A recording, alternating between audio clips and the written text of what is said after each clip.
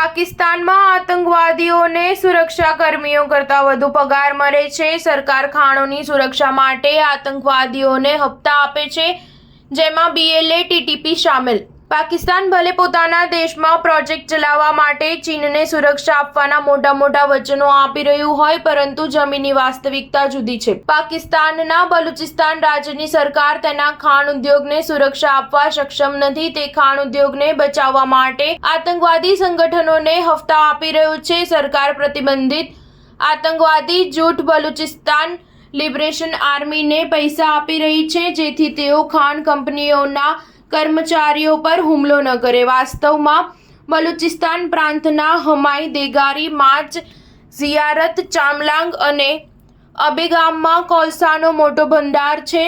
અહીં 21 કરોડ ટન કોલસાનો અંદાજ છે। અહીં સ્થિત 60 કિલોમીટર લાંબી ચામલાંગ કોલસાની ખાણોમાં ઉચ્ચ અસ્થિર C બિટ્યુમિનસથી લઈને ઉચ્ચ અસ્થિર A બિટ્યુમિનસ સુધીનો કોલસો છે, જેનો ભંડાર 60 લાખ ટન છે। ચામલાંગ ખાણોમાંથી દરરોજ લગભગ 200 થી 250 ટ્રક કોલસા દેશના વિવિધ ભાગોમાં મોકલવામાં આવે છે।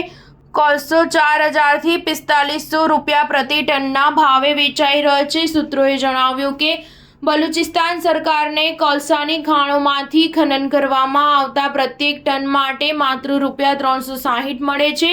અર્ધલશ્કરી દળ ફ્રન્ટિયર કોર્પ્સને ખાણોની સુરક્ષા માટે 240 રૂપિયા પ્રતિ ટન ચૂકવવામાં આવે છે। તે જ સમયે પ્રતિબંધિત આતંકવાદી સંગઠન બલુચિસ્તાન લિબરેશન આર્મીને ખાણ અને ખનીજ વહન કરતી ટ્રકો પર હુમલો ન કરવા માટે પ્રતિ ટન 260 રૂપિયા આપવામાં આવે છે। આ રકમ BLAને બેંક દ્વારા આપવામાં આવે છે। તે જ સમયે અન્ય પ્રતિબંધિત સંગઠન તહરીક-એ-તાલિબાન પાકિસ્તાનને ખાણો પર હુમલો ન કરવા માટે વધુ 60 રૂપિયા આપવામાં આવે છે।